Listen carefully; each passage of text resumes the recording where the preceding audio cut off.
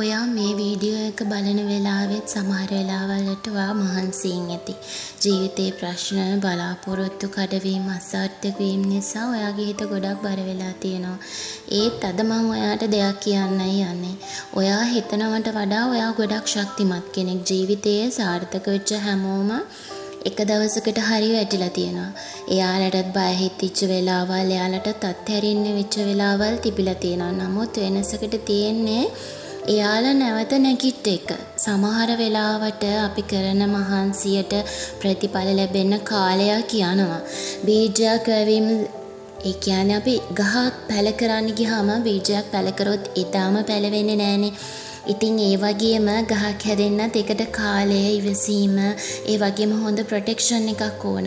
ඔයාගේ හිණත් ඒ වගේ. ඉතින් අද ඔයාට ඔන්න අලුත් ස්ටෙප් එකක් තියලා හෙට ලොකු වෙනසක් ඇති කරගන්න පුළුවන්. ඒ නිසා ඔයා අනිත් අයත් එක්ක සංසන්දනය කරන්න, කම්පෙයාර් කරන්න යන්න එපා. ඔයා ඊයේ හිටපු තැනට වඩා අද ටිකක් ඉස්සරහින් ඉන්නවද කියලා විතරක් බලන්න. ඔන්න මතක තියාගන්න ඕනේ ඔයාගේ වටිනාකමට තීරණයක් ගන්න.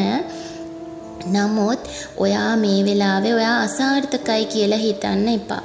හොඳේ, ඔයා මේ වෙලාවේ මොන තරම් වාරයක් වැටුණත් නැවත නැගිටින එක තමයි හොඳම මේ වෙලාවේ කරන්න තියෙන දේ. ඉතින් ඒ වගේම ඔයා මතක් කරගන්න ඕනේ ඔයා කවුද කියලා. ඒ වගේම ඔයා ලෝකෙට පෙන්වන්න ඕනේ ඔයා කවුද කියන දේ. ඒ වගේම අනිත් අයත් එක්ක ඔයාගේ ජීවිතේ කවදාවත් කම්පෙයාර් කරන්න යන්න එපා. ඒ නිසා අදත් අත්හරින්න එපා. ඔයාගේ හීනවලට තව ජීවත් වෙන්න ඉඩ තියාගන්න. ඔයාට කාලය එනවා, ඔයාගේ අවස්ථා එනවා.